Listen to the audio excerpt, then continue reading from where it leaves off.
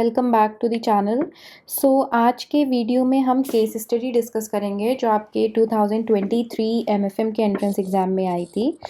और ये caselet Mercedes Benz वाला केसलेट है, क्वेश्चन नंबर 121। और इस क्वेश्चन में उसने आपसे पूछा था कि what were the sales of the TEV between the months of the January to September in 2021। January to September 2021 में टॉप एंड व्हीकल की सेल कितनी रही है। सबसे पहले तो इस क्वेश्चन में अगर आपको कोई चीज़ टारगेट करनी है तो पैसेज में लाइन टू लाइन क्लियर क्या चीज़ दी हुई है आप ये टारगेट करेंगे। फॉर एग्जाम्पल फर्स्ट लाइन में है Mercedes Benz India has said it is witnessing an accelerated growth in sales of its top end cars. Top end cars को ही शॉर्ट फॉर्म में क्वेश्चन में TEV मेंशन किया है which is top end vehicles. Priced above rupees 1 crore, having sold 68% more such vehicles in the first 9 months of 2022. According to the company's vice president sales marketing Santosh Iyer, the company which sold 11,469 units in the January to September period of this year मतलब ये 2022 वाले period की बात हो रही है, surpassing what it sold in the whole of 2021, has seen 30% of its sale coming from its top end vehicles. और question है हमारा कि what were the sales of TEV between the months of January to September 2021। अब इस question में सबसे important चीज़ क्या है कि आपको होल कार की बात नहीं करनी है, सिर्फ top end vehicles top end cars की बात करनी है। इसमें होल बात होगी ही नहीं, तो प्लीज़ अपने आप को कंफ्यूज मत करिएगा। अब इस क्वेश्चन को हम सोल्यूशन स्टार्ट करते हैं। तो सबसे पहले टोटल मर्सिडीज़ बेंज की जो सेल रही है जनवरी टू सितंबर 2022 वो कितनी है 11,469 यूनिट्स जो ये है, ये टोटल सेल है। और हमें फाइंड किसकी करनी है, टॉप एंड व्हीकल्स की। अब उसने क्या बोला है यहाँ पे कि 30% of it sales coming from top end vehicles. इसकी 30% सेल टॉप एंड व्हीकल से आई है। तो 11,469 जो टोटल यूनिट्स थी इसका अगर हम 30% कर लेते हैं तो हमारा टॉप एंड व्हीकल का यूनिट निकल आएगा जो कि होगा 3,441 यूनिट्स। आई होप अभी तक कोई कंफ्यूजन नहीं है, अभी तक एकदम क्लियर है कि ये 3,441 टॉप एंड व्हीकल कहाँ से निकला है। 11,469 यूनिट्स हमारा टोटल सेल था जो जनवरी से सितंबर हुई थी, और उसमें से टॉप एंड व्हीकल का सेल कितना था 30% था of it sales coming from top end vehicles. हमने बस वही डायरेक्टली निकाल दिया है कि 30% टोटल में से जब हमने मल्टीप्लाई किया तो टॉप एंड व्हीकल कितना यूनिट निकला 3,441 यूनिट। पर यहाँ पे एक और चीज़ मेंशन है कि 68% जो ये अमाउंट दिया हुआ है, इसने मेंशन किया है कि टॉप एंड व्हीकल की जो सेल थी वो 68% इंक्रीज़ हो गई जनवरी टू सितंबर 2021 से टू जनवरी टू सितंबर 2022, जो पैसेज में क्लियरली मेंशन है। अब यहाँ पे हमें एज्यूम करना था, मतलब एज्यूम करने वाला क्वेश्चन ये अब आ जाता है कि अगर मैं यहाँ पे कलर चेंज कर देती हूँ, अगर जनवरी टू सितंबर 2022 में 68% व्हीकल सेल हुई है जो कि ज़्यादा है जनवरी टू सितंबर 2021 के कंपैरिजन में। तो अब हमें यहाँ पे एज्यूम करना था कि अगर हम एक ओरिजिनल सेल अगर हम 100% एज्यूम करते हैं और उसमें 68% इंक्रीज़ कर देते हैं तो ये टोटल कितना हो जाएगा, अगर आप डेसिमल में इसको मेंशन करोगे तो ये हो जाएगा 1.68। तो TEV सेल जो रही है आपकी वो कितनी रही है 1.68। और हमें क्या निकालना था कि TEV सेल आपकी जनवरी टू सितंबर 2021 कितनी रही है। और अब 2021 का निकालने के लिए जो हमारा ये यूनिट है 3,441 यूनिट जो कि आपका डायरेक्टली इस अप्रोच से निकला था, आपने अभी ऊपर देखा था।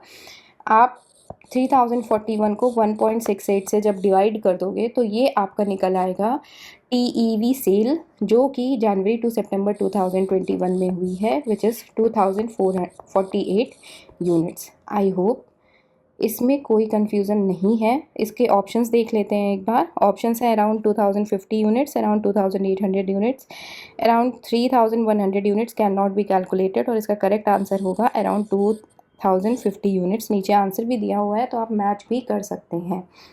अब अगर क्वेश्चन इस तरह का आता है केस स्टडी में, तो अगर आपको लगता है कि ये क्वेश्चन आप डायरेक्ट अप्रोच कर सकते हैं या इस क्वेश्चन पे टाइम दे सकते हैं तो ही दीजिएगा। अदरवाइज़ इट इज़ बेटर कि आप ये क्वेश्चन स्किप कर दीजिए at that very point of time. वो अलग बात है कि आपके पास लास्ट में टाइम बच रहा है तो वापस आप इस क्वेश्चन पे आके इसको सॉल्व करें। अदरवाइज़ इस क्वेश्चन पे टाइम देने से सिर्फ आप ही परेशान होगे, आपकी एनर्जी लगेगी और कुछ तो होगा नहीं। तो इट्स बेटर कि आप ये क्वेश्चन स्किप कर दें अगर एग्जामिनेशन हॉल में आता है तो। इसका सेकंड पार्ट डिस्कस करते हैं क्वेश्चन का सेकंड पार्ट था, what was the likely demand for TEV vehicles in January to September 2022। अब इसका नेक्स्ट क्वेश्चन हम डिस्कस करते हैं। इसमें क्वेश्चन ने पूछा था, what was the likely demand for TEV vehicles in January to September 2023। Likely demand TEV vehicles की क्या हो सकती है इन जनवरी टू सितंबर 2022। अब यहाँ पे डायरेक्ट हमें पैसेज में एक लाइन दी है, ₹1 crore while the ₹1 crore plus cars account for 30% of total sales a year said, the demand will be around more than 40% as the company has an overall 7,000 units of pending orders in total across its product range। अब यहाँ पे उसने बोल दिया है कि 40% एक lump sum demand हो सकती है। तो यहाँ पे हमें डिमांड एग्जैक्टली डायरेक्टली परसेंटेज दिया हुआ है कितना, 40%, और टोटल यूनिट्स कितनी प्रोड्यूस हुई थी हमारी जनवरी टू सितंबर 2022 में 11,469 multiplied by 40% which will be coming around 4,588 units. तो ये आपका एक डायरेक्ट अप्रोच था इस क्वेश्चन के लिए। एक बार इसके आंसर्स देख लेते हैं। आंसर्स में मेंशन है less than 3500 units, more than 4600 units, less than 3000 units, more than 5000 units. But हमारी यूनिट्स कितनी निकली है, 4588 यूनिट्स। ये भी लम सम है क्योंकि वहाँ पे भी जो रेशियो बोला गया है वो देखिए पैसेज में जो रेशियो बोला गया है वो आपको बोला गया है विल बी अराउंड, कोई एग्जैक्ट नंबर तो नहीं बोला गया है ना। तो इसके अकॉर्डिंग जो आपका आंसर होगा वो होगा मोर दैन 4600 यूनिट्स। ये आपका आंसर है इस पर्टिकुलर केस स्टडी के इस पर्टिकुलर क्वेश्चन का। सेम केस स्टडी का नेक्स्ट क्वेश्चन देखते हैं, what is the key challenge in growth sales of TEV in India. अब इस क्वेश्चन में केस स्टडी अप्रोच करने के दो तरीके होते हैं कि आपने पहले पैसेज पढ़ लिया है फिर आप क्वेश्चन पे जा रहे हैं, या जैसे कैलकुलेटिव केस स्टडी है तो आप क्वेश्चन पढ़ के उसको सॉल्व कर ले रहे हो फिर आप ऑप्शंस पे जा रहे हो। पर जैसे ये क्वेश्चन है तो पहले हम ऑप्शन देखेंगे एक बार। ऑप्शंस हैं lack of demand, lack of maturity of the buyers, lack of proper supplies, lack of focus in India.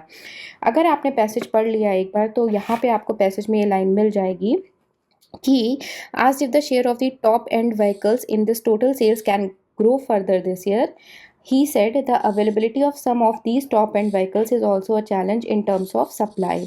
तो यहाँ पे मेंशन किया है क्लियरली कि किस चीज़ में चैलेंज आ सकता है, सप्लाई में।